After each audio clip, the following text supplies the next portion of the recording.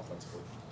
Yeah, it's been out for a little bit and finding some rhythm. I don't think he had a ton of great shots. He had maybe 3 or 4 early that were pretty open. Finding him on some swing passes and stuff, and the rest of it was pretty much faced up and tough. I thought he made a couple there in the fourth to keep us moving a little bit, but just a little bit out of rhythm. Was there anything from that game aside from just shooting 12 for 40 from 3 that you think was a main cause, or was it as simple as not your night shooting the ball?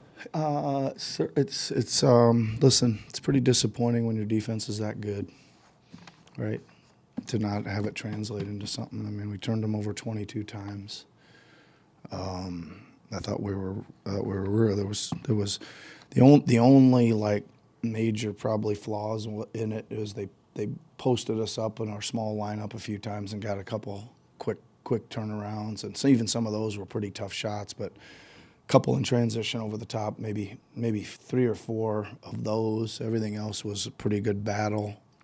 There was a couple other transition ones in the first half where they got it into the paint and fired it out to the corner. So yeah, I think the defense did enough to get a win today, and we just just could have used a little better shooting night or a little better offensive execution night. I mean, 96 shots to 83, you should win most of those. Yeah. Nick, they won the glass by 12 tonight. Is there anything that they specifically do to sort of take control of the glass besides just having bigger bodies? Yeah, I mean, listen, when you miss that many shots, you're gonna lose on the glass, right? Probably, because they're gonna get a good chunk of defensive. I mean, they had a 13 rebound advantage on the defensive end. I know it felt like we were giving up some offensive ones, right? We had 4 on 1 possession once for their 13. We had 11 offensive, but I think just most of it's sheer volume of misses. Yeah, they did a pretty good job on our small lineup of crashing the glass too, right? I know the trade is still pending, but what are some things you see out of Quentin Grimes' game that he can bring to the Sixers, and what are some things about Caleb's game that he could bring to the Mavericks? Yeah, so hopefully Quentin's gonna be a floor spacer for us and also a good defender. A two-way player.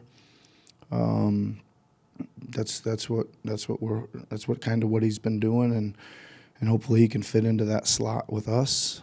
We certainly can use the spacing, and again we like guys that'll work hard on defense and get into the ball and do some things, and we think he's capable of doing that as well.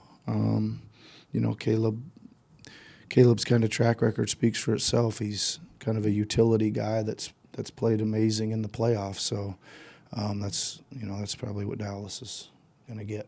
Is there an expectation that maybe Quentin could possibly play on Friday? I would hope so.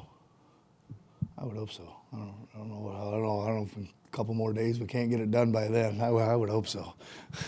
What is deadline day like for you? Just over the years, like just that's This tomorrow? Yeah. Yeah. Usually nothing happens till deadline day. Like I don't know how many years in a row. Like there wasn't a single move until the day, so it's usually a flurry of stuff. But it seems like a lot of stuff's kind of trickled in and happened, and a little bit strange tomorrow because we are not allowed to practice off a back-to-back, so we won't see anybody, and we'll meet on the plane, and so I'll probably be checking in with Daryl and Elton as the day goes on, see what's going on. Watching the news like you guys. Yep. Okay, everybody. Thanks a lot. Yep.